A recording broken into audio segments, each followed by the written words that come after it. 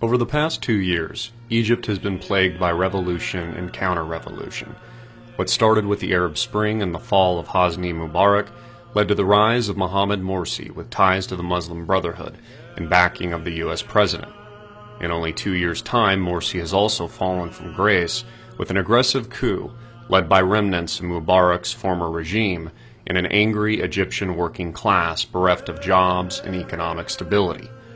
Was the ouster of Morsi an organic revolution from the start, a rebuttal of the Muslim Brotherhood-led government and rollback of political Islam, or is there something else driving this political upheaval, demanding further investigation?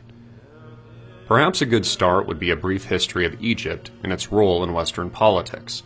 Long recognized as the heart of the Arab world and a linchpin for Middle East stability, Egypt is home to more than 80 million people, as many as Iraq, Saudi Arabia, and Syria combined. According to Why Egypt Has to Be the U.S. Priority in the Middle East, by Robert Kagan and Michelle Dunn of the Washington Post, it is a large and vigorous civil society, feisty independent media, a broad array of political forces, and a well-respected judiciary. If Egypt can make the transition to democracy, it will lead the way to a new era for the Arab world. But if Cairo falls back to dictatorship of one variety or another, it is unlikely the rest of the region will move on without it. The Arab Spring will live or die in Egypt. So is the Arab Spring dead? Washington has long viewed Egypt as an important trading partner in the Middle East, giving it billions of dollars of military and economic aid. The U.S. is also a major investor in the Egyptian economy's energy sector, pouring billions of dollars into its oil and gas production. With Egypt's control of the Suez Canal and proximity in the Middle East to neighboring Libya in the west and Israel in the northeast, the United States views Egypt as an important ally and vital part of its overall military strategy. Around 4 million barrels of oil go through the Egyptian-controlled Suez Canal on a daily basis from all over the Middle East, and the only way around it is traveling around the Horn of Africa. So what exactly is the Second Egyptian Revolution, or re-revolution, done for economic and military stability in the region? And how will it impact its trading partners and self-interested counterparts in the West? To understand the immediate implications of this teeter-tottering power realignment, you must first understand the underlying causes of the Arab Spring movement that has catalyzed the rise and fall of Egypt's government. Starting in December 2010, a young Tunisian set himself on fire after police had confiscated his unlicensed cart, launching a wave of protest across the Middle East. It was the beginning of a series of events that has radically changed the political and economic stability of the Arab world. What started in Tunisia quickly moved to Yemen, then Egypt, and much of the rest of the Middle East. In Libya, major protests against its longtime leader Muammar Gaddafi broke out on February 17, 2011, and quickly deteriorated into a full-blown civil war.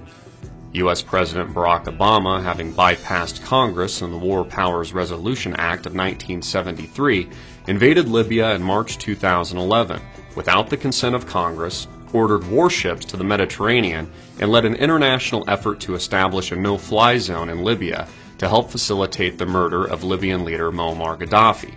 This was a blatant violation of the U.S. Constitution and will of the American people. So why did the president use executive privilege in Libya, and what was his motive? On March 28, 2011, Obama gave a televised address about Libya. It included this passage about his actions. Confronted by this brutal repression and a looming humanitarian crisis, I ordered warships into the Mediterranean. European allies declared their willingness to commit resources to stop the killing. The Libyan opposition and the Arab League appealed to the world to save lives in Libya. At my direction, America led an effort with our allies at the United Nations Security Council to pass a historic resolution that authorized a no-fly zone to stop the regime's attacks from the air, and further authorized all necessary measures to protect the Libyan people.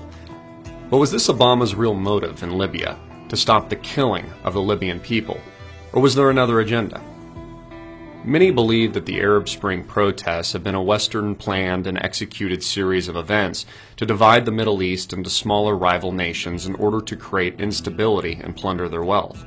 According to the article, Is the United States the Cause of the Arab Spring at ArabNews.com, some point to the theory that the recent events in Egypt, Libya, Yemen, and Syria point to a calculated plot to destroy Arab and Islamic countries and wipe out their rich heritage and history. Although it might sound far-fetched to some, could there be any truth to this? It is important to note that immediately after the downfall of Muammar Gaddafi and the collapse of the Libyan government, the Obama administration began covertly trafficking guns through Benghazi to neighboring Syria.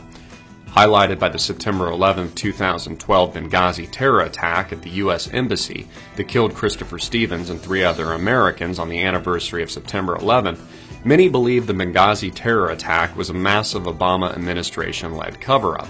But why? What were they covering up? According to Kimberly Dvorak of The Examiner, it wasn't a secret that Ambassador Christopher Stevens played a key role in Libya's Arab Spring. During the course of the revolution that ultimately toppled Muammar Gaddafi, Stevens built a relationship with the Libyan rebels, and it's this experience that made him the frontrunner for the Libyan ambassadorship.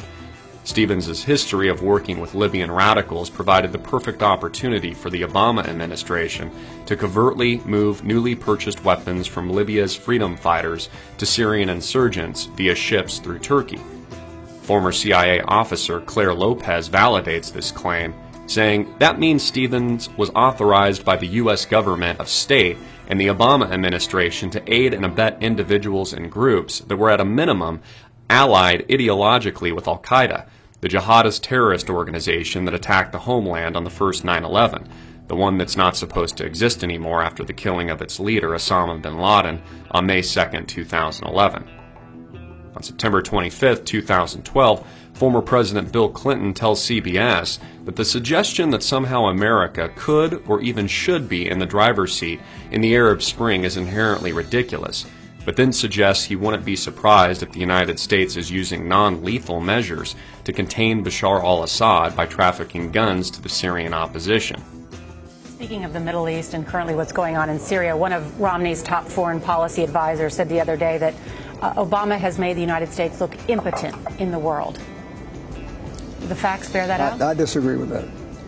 I disagree with that. The suggestion that somehow America could or even should be in the driver's seat in the Arab Spring is inherently ridiculous. I mean, should we be doing more? I can go through every country. We'll take Syria as an example. Should we be doing more in Syria? Syria is a really difficult proposition, and it's a complex society. When Mr. Assad goes, as I believe eventually he will, what takes its place? How do we do that? These are complicated things. I don't know enough about, whenever one of these things is going on, I should say, I go out of my way not to talk to Hillary about it, so I don't have any information I shouldn't have, so I don't inadvertently say something to you that I shouldn't say. So I don't know what their options are. But I think that if we have some non-lethal options that we could use to support the Syrian opposition, I presume we would be doing it, and I wouldn't be surprised if we are. What might that be, though? What kinds of things might that be? Well, I don't know. They're getting guns. Who's giving them to them? So why is the Obama administration actively engaged in the arming of Syrian terrorist groups linked to Al-Qaeda? To promote revolution in Syria akin to Libya? To oust President Bashar al-Assad? And what exactly do these revolutions and counter-revolutions accomplish for the United States? It's hard to ignore the massive demonstrations in Egypt, the tens of thousands of Egyptians gathered in Tahrir Square celebrating the ouster of Mohamed Morsi. And at the surface it appears a legitimate people-led revolution. But what other factors are at play here? In 2 years' time, Egypt has been toppled twice. Its economy is in shambles, its tourism industry on decline, and its economic and political stability in turmoil.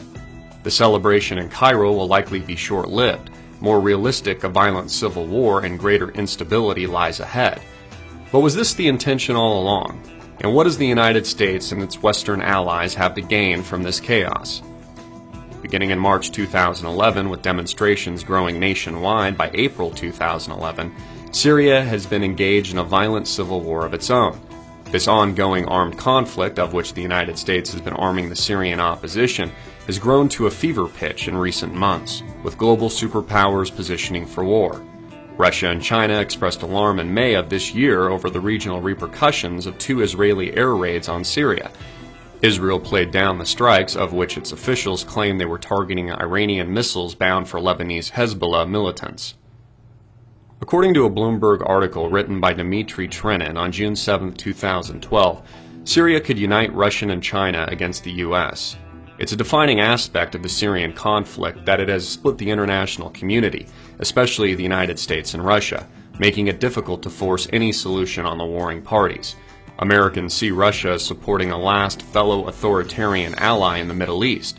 Russians retort that U.S. policy towards Syria is all about changing the regime in Damascus because it's allied with Tehran.